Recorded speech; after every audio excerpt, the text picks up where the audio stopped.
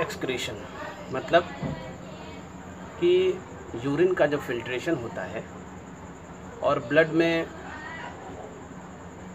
Different salts का, water का concentration, blood volume का, ब्लड प्रेशर का कंसंट्रेशन जो है, ये सब नेफ्रॉन के थ्रू ही मेंटेन होता है। और कुछ हार्मोन होते हैं इसमें रिलीज़ होते हैं जिनके थ्रू होता है।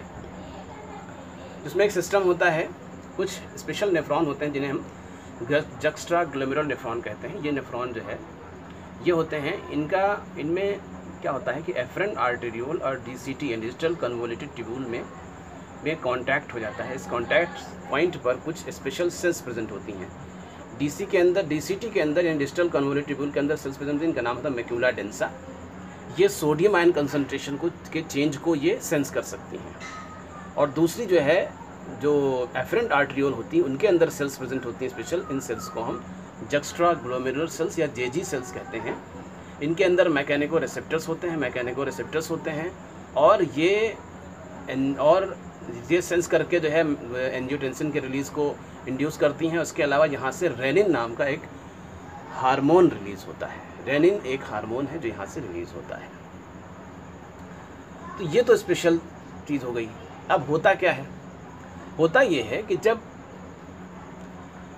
एंजियोटेंसिनोजन रिलीज़ होता है तो रेनिन जो है हार्मोन जो है जेजी सेल्स के थ्रू रिलीज़ होता है। ये हार्मोन जो है ये एंजियोटेंसिनोजन को एक्टिवेट करके एंजियोटेंसिन फर्स्ट में चेंज कर देता है।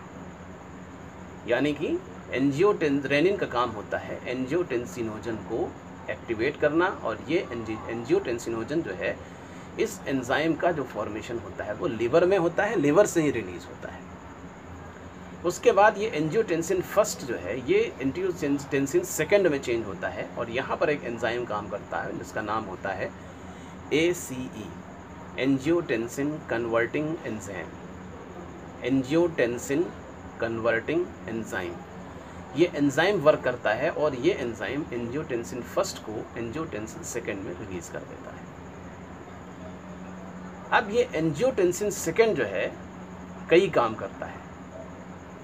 पहला काम जो हमने बताया है वो ये देखिए, पहला काम ये है एल्डोस्टेरोन को रिलीज़ करना। ये एल्डोस्टेरोन एड्रिनल कॉर्टेक्स से रिलीज़ होता है। एड्रिनल ग्लैंड के कॉर्टेक्स से रिलीज़ होने वाला हार्मोन है।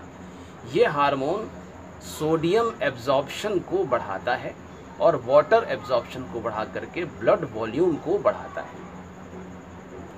यानी ये सोडियम का और वाटर का एब्जॉर्प्शन करके ब्लड वॉल्यूम को बढ़ाने का काम होता है एल्डोस्टेरोन का। दूसरा काम किसका होता है? दूसरा इसका काम क्या होता है? ये ADH एंटी डायूरेटिक हार्मोन का भी सिक्रीशन कराता है। ये हार्मोन कहाँ से रिलीज़ होता है? ये पोस्टीरियर पिट्यूटरी से रिलीज होता है।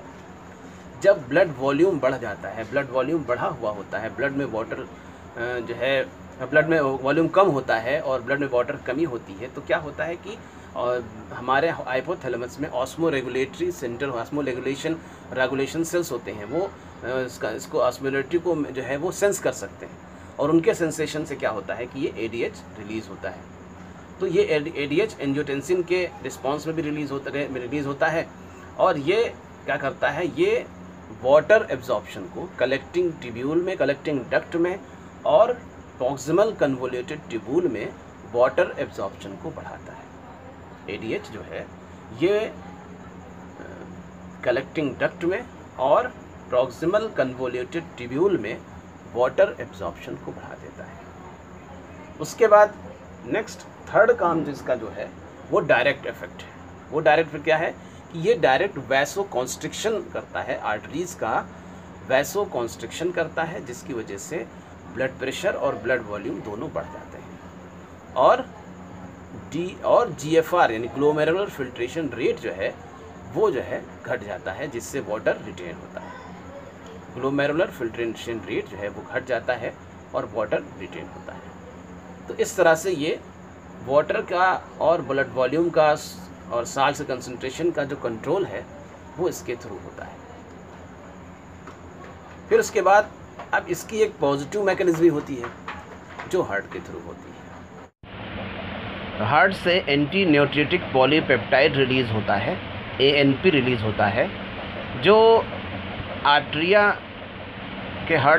ऑफ द हार्ट से रिलीज़ होता है, और ये आर्टरिया का डायलेशन करता है, जिससे ब्लड वॉल्यूम रिड्यूस होता है। और ये सिक्रेशन ऑफ ADH, रेनिन और एल्डोस्टेरोन को भी जो है डिक्रीज़ करता है, जिससे सारे इफेक्ट अपोजिट डायरेक्शन में होते हैं। कंट्रोल ऑफ मिक्चुरेशन, यानी यूरिनेशन का कंट्रोल। मिक्चुरेशन मतलब यूरिनेशन की ये मेडिकल टर्म है, जिसको हम मिक्चुरेशन कहते हैं। इसका कंट्रोल कैसे होता है? तो यूरिनरी ब्लैडर की जो वॉल होती है, उसमें एक रिसेप्टर्स प्रेजेंट होते हैं, जिसको हमने पहले बताया था, स्ट्रेच रिसेप्टर्स होते हैं। ये स्ट्रेच रिसेप्टर्स ब्लैडर के फुल होने पर ये स्टिमुलेट होते हैं, और ये यहाँ से मैसेज भेजते हैं स्पाइनल कॉर्ड को, और ये स्पाइनल कॉर्ड से मैसेज पॉन्स में जाता है। फिर पॉन्स से वहाँ ऑर्डर आता है स्पाइनल कॉर्ड के थ्रू होते हुए, पैरासिम्पैथेटिक नर्वस सिस्टम के थ्रू होते हुए, और ये जाता है एक तो डिट्रूजर मसल ऑफ द ब्लैडर, उनको ये कॉन्ट्रैक्ट करता है। और ये जो दूसरा जाता है अपर यूरेथ्रल स्फिंक्टर होता है, जो नॉन वॉलंटरी होता है, वहाँ पे जाता है, उसको रिलैक्स करता है। इन दोनों की वजह से सेंसेशन ऑफ यूरिनेशन फील होता है। लेकिन पॉन्स से एक और मैसेज आता है, जो स्पाइनल कॉर्ड के थ्रू होते हुए नर्व रूट आता है, जो प्यूडिनल नर्व निकलती है, वो सप्लाई करती है लोअर यूरेथ्रल स्फिंक्टर में, और ये वॉलंटरी होता है, यानी इस पर कंट्रोल होता है आदमी का। इस वजह से आदमी अपने यूरिनेशन पे कंट्रोल कर सकता है। जब आदमी चाहता है तो फिर यूरिनेशन करता है, वरना वो यूरिन को होल्ड कर सकता है। तो ये पावर जो है, तो ये जो है सेंसेशन जो है, मानी कि हमारा मिक्चुरेशन सेंटर जो होता है वो पॉन्स में होता है।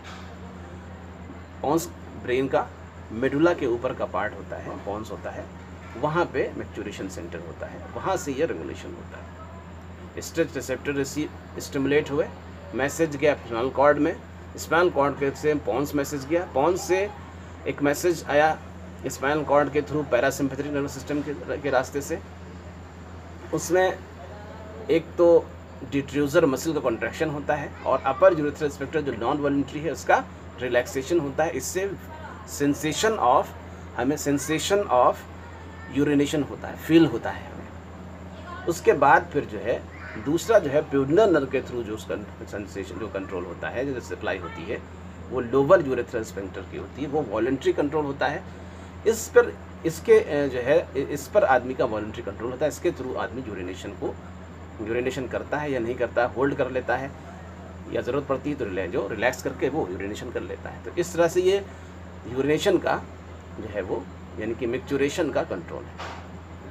आदमी अगर बेहोश होता है, या आदमी जो है कुछ ऐसी प्रॉब्लम हो जाती है जिससे वो होश में नहीं रहता है, या कोई ऐसी प्रॉब्लम हो जाती है जो अपने या बहुत वीक हो जाता है, या बच्चे होते हैं ये, तो वो अपने प्यूडिनल नर्व के थ्रू ये कंट्रोल जो है नहीं उन पर कर पाते हैं, नहीं हो पाता है, तो जो है इनवॉलंटरी यूरिनेशन हो जाता है। अब देखिए, अगर ब्लैडर का इस्तेमाल, एक तो यूरिन का कंटेम्प्रेरी कलेक्शन है, अगर ब्लैडर बीच में ना हो तो क्या होगा, तो यूरिन लगातार जो है वो थोड़ा यूरिन लगातार निकलता रहेगा। इसलिए ब्लैडर में पहले फुल होता है, ब्लैडर फुल होता है, रिसीव करता है, फिर सारे प्रोसेस होती है, उसके थ्रू जो है वो मिक्चुरेशन होता है। तो ये है मिक्चुरेशन, कंट्रोल ऑफ मिक्चुरेशन। फिर उसके बाद इसमें बहुत सारे टर्म्स और भी यूज़ होते हैं, जैसे एक्सक्रीटरी सिस्टम में कुछ टर्म्स हम बता सकते हैं, जैसे ब्लड इन यूरिन को हम हीमेचूरिया कहते हैं, पेनफुल यूरिनेशन को डिसयूरिया कहा जाता है, और बहुत ज़्यादा यूरिन होने को पॉलीयूरिया कहा जाता है, और यूरिन में प्रोटीन का आना प्रोटीनूरिया या एल्ब्यूनूरिया कहलाता है। यूरिन में ग्लूकोज का आना ग्लाइकोजूरिया कहलाता है, और कुछ इन्फेक्शंस होते हैं, जैसे किडनी का या नेफ्रॉन का, किडनी का जो इन्फेक्शन होता है उसको पायलोनेफ्राइटिस कहा जाता है। और यूरिनरी ब्लैडर का जो इन्फेक्शन होता है उसको सिस्टाइटिस कहा जाता है। यूरेथ्रा का इन्फेक्शन होता है यूरेथ्राइटिस कहते हैं। यूरिनरी ट्रैक्ट इन्फेक्शन यूटीआई भी कहा जाता है, यूरिनरी ट्रैक्ट इन्फेक्शन कहा जाता है। ये कुछ मेडिकल टर्म्स हैं जो यहाँ पे यूज होते हैं। यूरिन का जो पीएच होता है वो एसिडिक, स्लाइटली एसिडिक यानी 6 पीएच होता है। नॉर्मली यूरिन का जो कलर होता है वो